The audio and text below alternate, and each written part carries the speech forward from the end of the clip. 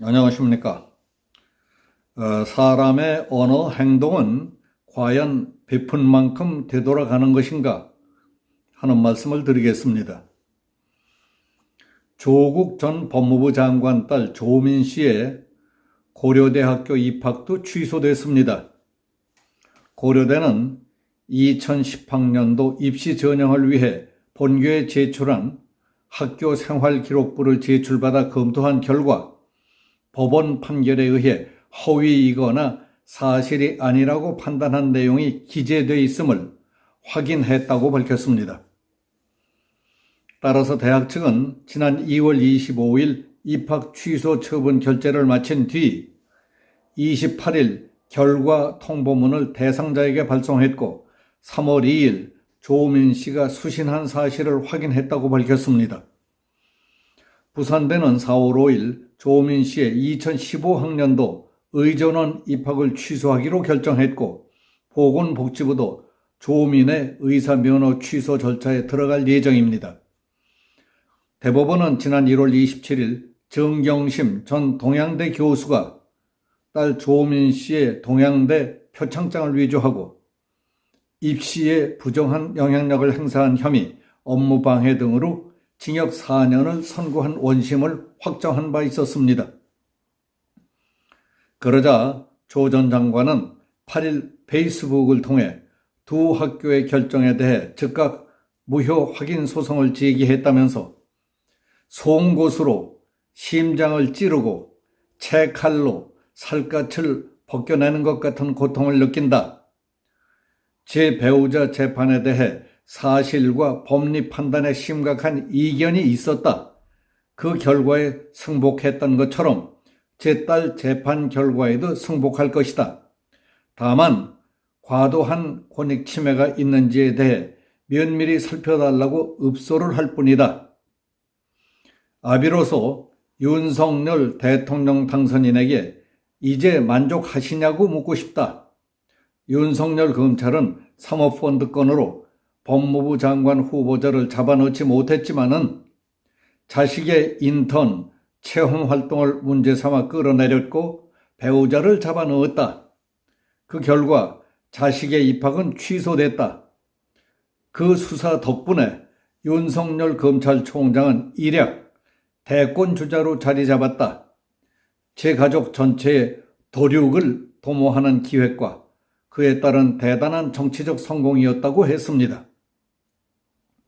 딸이 다닌 의학전문대학원과 대학교에 입학이 모두 취소됐다는 사실은 누구의 잘못이었는가를 따지기에 앞서서 자식을 생각하고 사랑하는 부모로서 얼마나 안타깝고 속이 쓰릴까 하는 것만 본다면 이해가 됩니다. 그러나 딸이 이렇게 된 것이 법원, 검찰의 탓입니까? 대학원과 대학교의 탓도 아니지 않습니까? 더구나 당시 검찰총장 윤석열과는 무슨 일이 있었길래 윤석열 대통령 당선인에게 이제 만족하시느냐고 묻겠다는 것인지 도저히 이해할 수가 없습니다. 딸 아이와 부모들은 아무 잘못도 없고 하늘을 우러러 한 점 부끄러운 점도 없는데 당시 검찰총장이 개인 감정으로 강제 수사를 시켜서 없던 죄를 뒤집어 씌우기라도 했다는 것인지 피를 토하며 땅바닥을 두드리며 무시무시한 귀성을 지르는 것 같아 가슴이 떨립니다. 송곳으로 심장을 찌르고 채칼로 살갗을 벗겨내는 것 같은 고통을 느끼고 가족 전체의 도륙을 도모하는 기획을 했다니 전신에 소름을 돋게 하는 전체주의 살인 집단의 도살장 이야기 같습니다. 마치 히틀러 치하의 아우슈비츠 수용소나 북한의 정치범 수용소를 연상시켜 괴이하고 무섭기까지 합니다. 저 사람 가슴속 깊이 자리 잡고 있는 저와 같은 저주와 질시, 열등의식, 죄절감, 그리고 끓어오르는 붉은 피의 원천은 어디에 있으며 저처럼 원한에 사무친 복수심은 저 사람에게만 있는 것일까?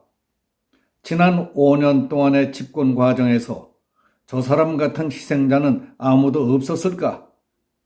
저 사람 자신은 심각하게 고민해 본 일이 있었을까 궁금했습니다. 조국 씨가 딸의 입학 취소 문제와 관련해 윤석열 당선인을 향해 이제 만족하시냐고 공개 질의를 한 데 대해 대통령직 인수위원회 배현진 대변인은 그걸 왜 윤 당선인에게 묻는지 의아하다. 조 전 장관 자녀의 일이기 때문에 윤 당선인이 대답할 일은 아닌 것 같다고 했습니다. 다만 조 전 장관 자녀에 대한 입장이 아니라 새 정부가 이끄는 대한민국은 문재인 정부 인사들이 국민에게 실망을 안겨들었던 모습을 보여드리지 않기 위해 최선을 다하겠다고 했습니다. 어떻습니까? 훨씬 점잖고 부드러우면서도 격조 높은 대응 아닙니까?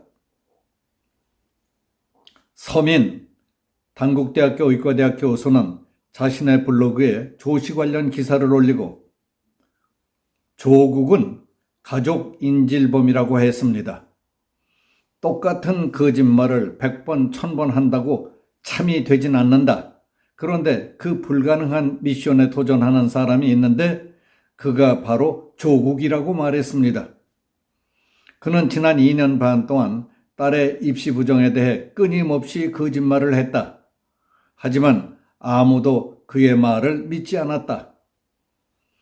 비싼 돈을 들여서 좋은 변호사를 썼지만 1심, 2심, 3심은 조국이 제출한 서류는 모두 위조라고 판정했다. 정권 교체가 안 됐어도 이 결정에는 변함이 없었을 것이라고 했습니다. 조민이 1단계 서류 전형을 통과한 것은 공인 영어 성적이 우수했기 때문이고 2단계 면접 전형은 당락에 영향을 주지 않았다는 것이라고 했다. 이게 다 재판에서 인증된 사실인데 조국은 지금까지도 검찰 개혁 때문에 가족이 멸문지화를 당했다고 거짓말을 한다며 진짜 딸의 장래를 생각했다면 진작 의사를 그만두게 하고 다른 길을 찾게 했어야 했다고 말했습니다. 그런데 딸을 볼모로 잡고 정치질을 하느라고 부인을 감옥에 보낸 것도 모자라 딸 인생까지 망치고 있다. 이 마당에도 반성은커녕 여전히 거짓말을 한다고 했습니다. 지금 그가 지키려는 건 대체 뭘까? 자기는 희생자라는 프레임? 알량한 자존심? 차기 총선? 그게 무엇이든 간에 조국 당신은 가족을 볼모로 삼는 한낱 인질범이다. 이제 그들을 놓아주어라. 정경심과 조민이 불쌍해 보인다고 덧붙였습니다.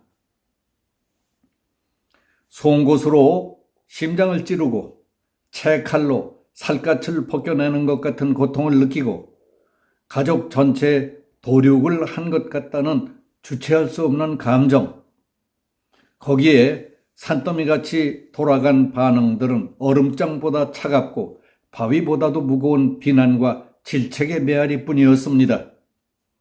새로운 정부의 출범을 준비하고 있는 대통령준비위원회는 조국의 질의에 대해 대한민국은 문재인 정부 인사들이 국민에게 실망을 안겨드렸던 모습을 보여드리지 않기 위해 최선을 다하겠다고 했습니다. 문재인 정부는 이번에 선거에서만 진 것이 아니라 일부 열성 분자들의 인성과 감정 컨트롤에서도 완패한 것입니다. 그렇게 믿고 있다던 최측근 실력자의 언어 행동의 수준이 고작 그 정도였습니까? 옛말처럼 사람의 언어 행동이라는 것의 속성은 외상이란 것은 없습니다. 반드시 내게서 나간 것만큼 되돌아온다는 사실을 직접 본 느낌이 듭니다. 여기서 마치겠습니다. 감사합니다.